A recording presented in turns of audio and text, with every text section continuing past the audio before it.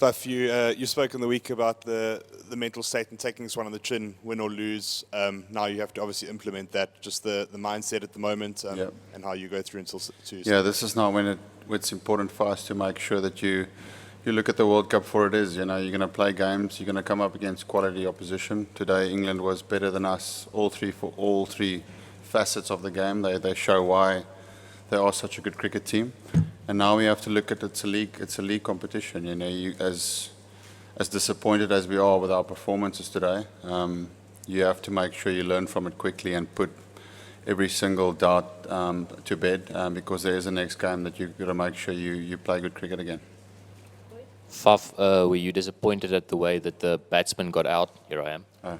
Were you disappointed in the way the batsman got out? And what do you think made that happen, and how can you guys fix the batting? Yeah, I think the flow of the innings unfortunately started with Hashim coming off the field. When you're chasing a big score like 310, what you need is a good start. You need to make sure that you settle the batting dressing room with a good partnership, whether it's 0 wickets down or 1 down, but a good start is really important. And obviously with him coming off, and then a few overs later Aiden got out, and then 1 or 2 overs later I got out. When you go 3 down on a big score like that, you're making it really tough for our batting unit to perform. And then the score just looks big. It looks too far. It looks too difficult to get there. The pitch was good enough for us to have a good start. Obviously, Archer bowled really well with the new ball. As I said before this game, a lot of the guys hasn't played against him. So it will take time for international batters to get used to his action. As I said, a little bit nippier when he hits the crease. And that's why he is such an X-factor bowler. So he broke through our opening 3 there. And that pretty much was always going to be a tough ask from there. Quinny batted really well. Rassi once again showed good composure. So yeah, look, it's just for me now, it's about making sure the dressing room look at the areas that we got it wrong, and just move on. That's it. Faf, Can you describe the thought process behind opening the bowling with Imran Tahir, and how much of it was a surprise element that he got the wicket of Bairstow in the first over? Not a surprise. It was a plan.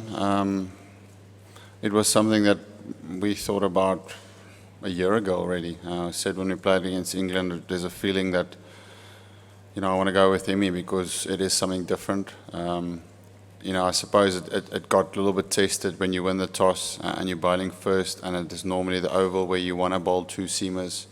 But still with that, just sticking to what I feel is the best opportunity to get a wicket. And that's to everyone. So to those 2 at the top, my gut was just saying that Imran has a big chance of getting a wicket. And to the build up to this game, practicing with a new ball for the last 2 weeks. It's something that he's not really done before, but he knew that he was going to take that first over today. Off Archer's wickets and even the Hash hit on the head, which was effectively a wicket in itself, is that what express pace does? Does it sort of hurry the thoughts and make you do things that you don't necessarily want to do? Not necessarily. I think it's just, as I said, his action. He is. You could see now towards the end, even with Rassi, bowls, slower ball, 80% ball, 80% ball, and then a quick bouncer. So there's obviously some thinking behind it.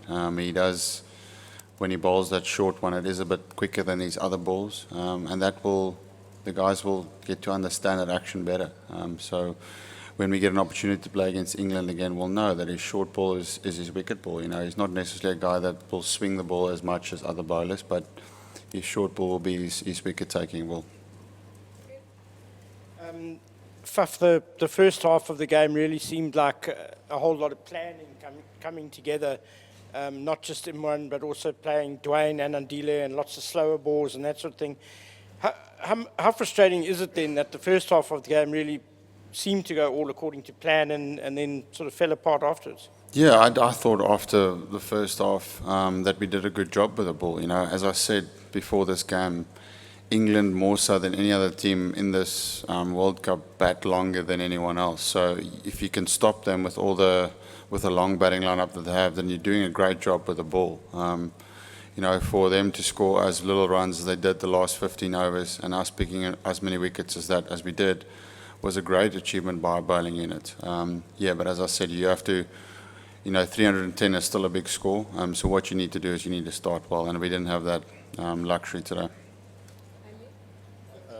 Faf, how do you appraise Ben Stokes' performance today? Because when you come up against a guy like that, top scores, run-outs, wickets, and that catch as well, I mean, how can you compete with that in a way? Yeah, he's a good cricketer, Stokes. He's a 3-in-1 cricketer. And that's why I said why England is such a good team.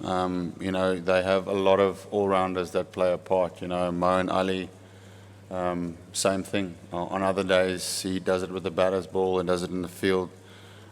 Chris Wokes, good bowler. He comes in at the end. He can score your runs. It goes on. Rashid, Plunkett. So that's England team's strength, is the fact that they go so long, and that's why they're playing probably the most consistent one-day cricket. Catch, brilliant. That's as good as it gets. I also enjoy those round-hand, one-hand catches. I appreciate the skill that goes into that. But I know with him, been playing with him in previous teams before, that he practices his fielding hard. He's a guy that does train those catches, so there's no fluke when it comes to taking a catch like that with him. Faf, you say 310 or 311 is a big score. Was there anything more you could have done to restrict England when you had them like 5 down or something?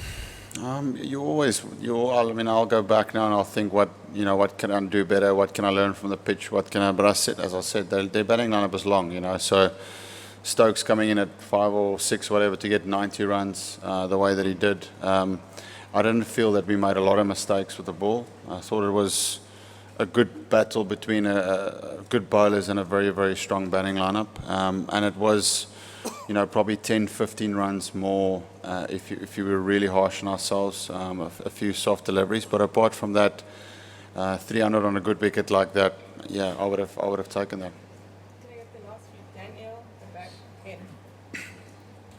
Me. Faf, when you won the toss, did you have an idea in your mind of what target you would have liked to have been chasing? How close to 312 was that? I was hoping 180, but that is probably the glass half full side of me.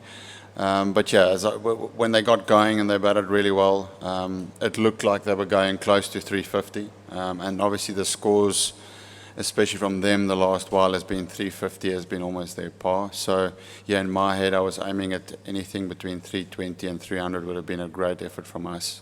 So to do that, I think the bowlers did a good job today.